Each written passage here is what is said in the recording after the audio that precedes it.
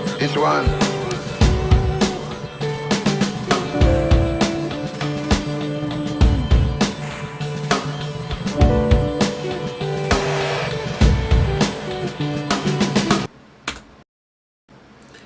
Hello and welcome to Incognito TV. This is episode 5 of Brain and Body, where we discuss matters of the mind and matters of the body in the context of improving our StarCraft game. Today we are going to be working out some build orders for step 4 of the staircase method. And this is a continuation of our week of macro, trying to put together and conclude our plan to get to top 8 of gold, which we briefly hit the other day and then went back on down as we transitioned from step 3 to step 4. And that's why we're doing this right now. We need to look at what we can do in step 4 of the staircase method, given the constraints, and work out some rough build orders so that we can be as effective as possible and still hit all the goals that we're setting for ourselves within that method, so that our macro is continually improving. One of the struggles here is that when you introduce a new unit or a new resource, you have lots and lots of new choices to make. And coming out of step 1 and step 2, there are a lot of built-in directives about when to take your barracks, when to take an additional command center. It's built into the method itself. However, once you get to step 3 and there's the introduction of gas, there are no longer those sort of directives about, well, when you've got everything in production and you've got 150 minerals, build a barracks. If you are near optimal saturation for your first command center, start building your second. That sort of stuff goes away in relationship to spending and acquiring gas. The command center expansions and all that, it's going to remain the same. The method's going to remain the same there, but when do we take gas? When do we take a second gas? When do we take a third? How does that relate to the way we're going to be spending our gas? How do we spend our gas? Because when it comes to the units that we can use, they're of limited effect, really. Right? We have Hellions/Hellbats at step 3, and we have upgrades as far as things that cost gas. I mean, I guess we could also do things like build planetary fortresses, which we haven't done yet, actually. So we worked out yesterday a build for step 3. If you're interested in that, go ahead and check out Cheap Love. I believe that's episode 5. It's the most recent Cheap Love in relationship to this stream. And I got soap in my eye when I was showering today, and it's never really quite felt normal again. So if I'm doing this a lot, don't mind. So we put together that build for step 3, and it worked really well. So well that we just blew through step 3 as far as hitting our metrics as measured by ggtracker.com. But when we got to step 4, things got a little more complicated. And while I'm talking here, I'm going to start pulling up some of the other stuff that I'm going to need for this, because OBS has been a little bit wonky lately. And by wonky, I mean if you don't start stuff in the right order now, it seems to just totally bork up the stream and get dropped frames and all kinds of crazy stuff. I don't know if it's just OBS or interplay between apps. It's one of the things that's really difficult, for example, in the business of testing software, is figuring out how one system interacts with another when there is a near infinite number of interactions possible. So, wow, way off track. Okay, so I'm pulling up the apps, and when we got to step 4, we decided that our battle unit, okay, which we can pick one battle unit in step 4. If you don't know what I'm talking about, just real briefly here, I'm going to try not to tangent too hard, but real briefly, the staircase method gives you graduated steps of complexity. So you start out with just minerals and marines, no micro. You use the mini-map to do your attacks.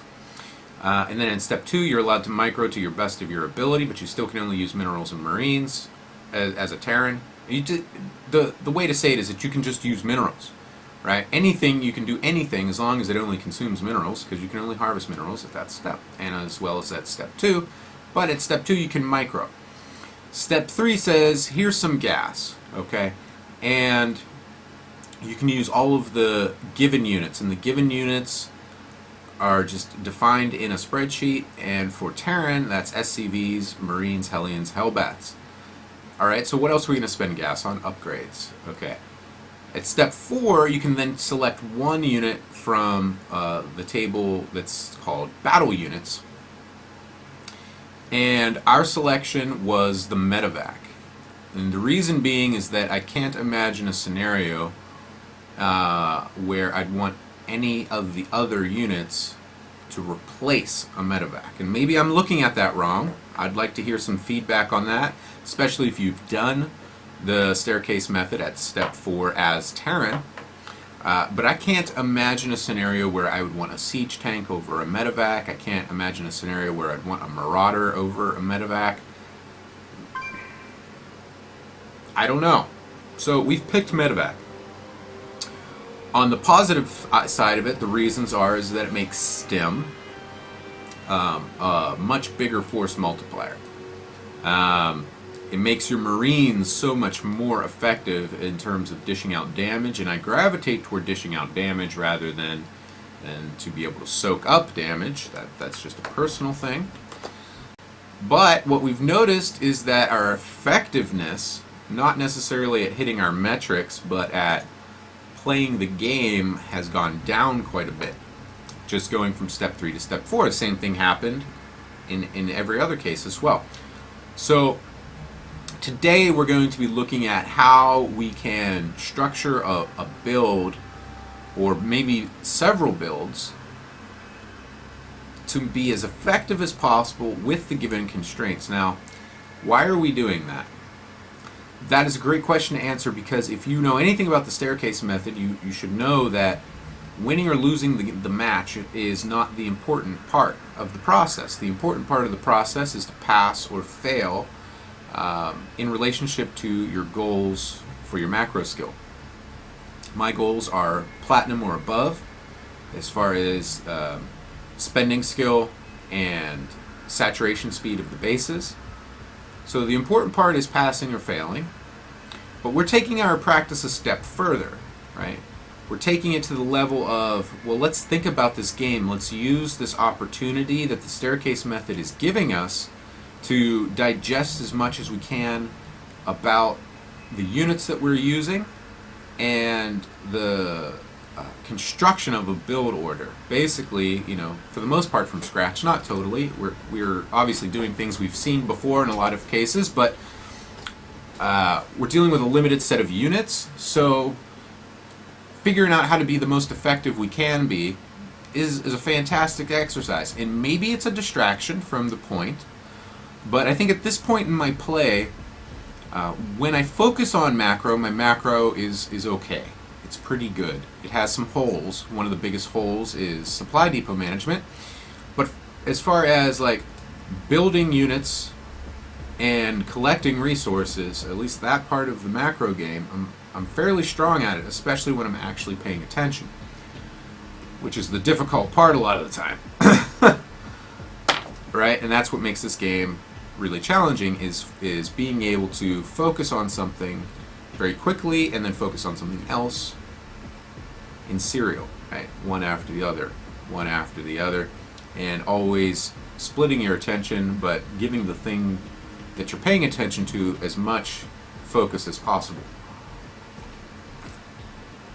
Alright, so step 4 has been wonky for us, and let me talk through what my thoughts were yesterday on how to approach step 4. And I'm talking a lot, but this is a brain part, right?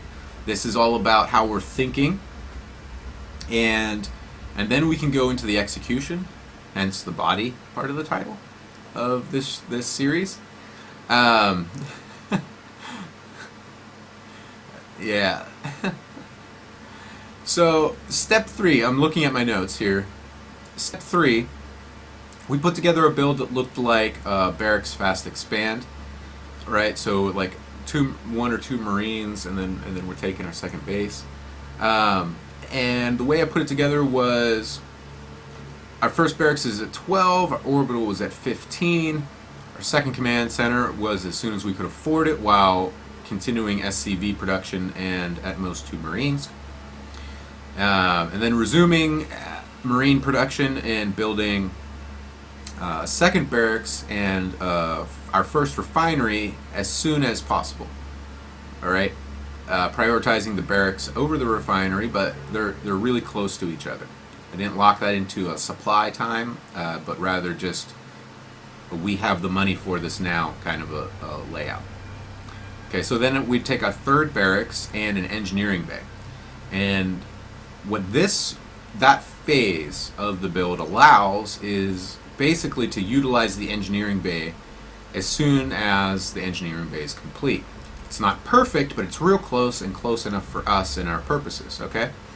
So then from there, we expanded the build, and we're going to add on 2 more barracks, so we're going to have a total of 5 barracks on 2 bases, and then a factory as soon as we can afford it, an armory as soon as we can afford it, a second engineering bay, and a second refinery at about the same time.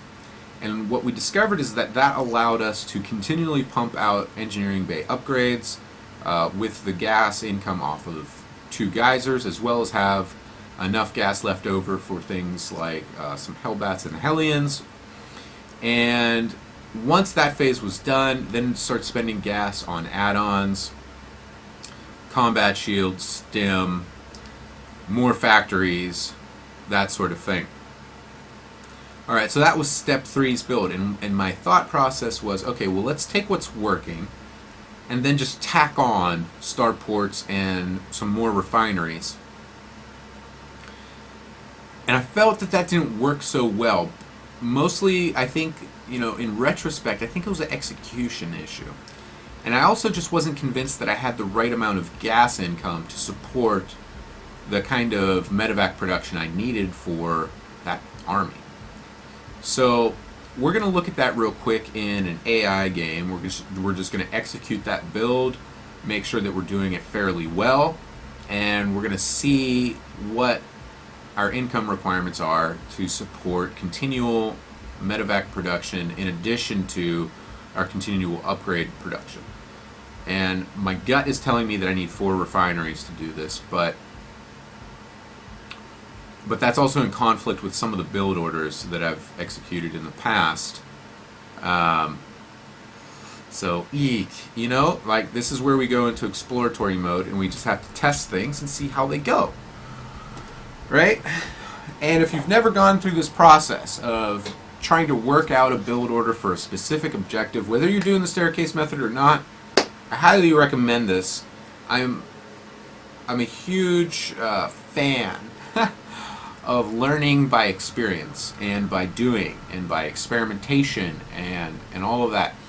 I'm also a reader. I read a lot of nonfiction, right? So instructional, educational, or otherwise, intellectual type stuff.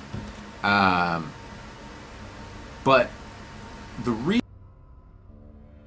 person who's pretty good at reading, it's incomplete until you go and you do the thing. Right? Sorry, I'm looking at my other screen because it looks like my video has frozen up, but we still have audio. Okay. Is anybody able to confirm that in chat? Is the video frozen or is it just OBS being wonky? I'm going to go ahead and Alt-Tab.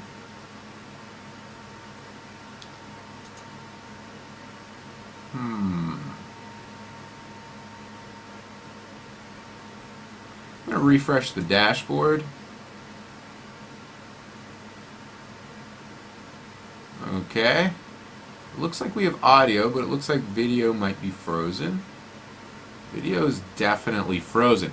Alright, so that was a great introduction, and then we're going to basically have to split this up. I'm going to bring down the stream, reboot my camera, and reboot OBS, and see if that doesn't clear up the problem. And hopefully this audio is still pumping out, because all the meters say that it is. Alright, thanks for being patient. I will be right back.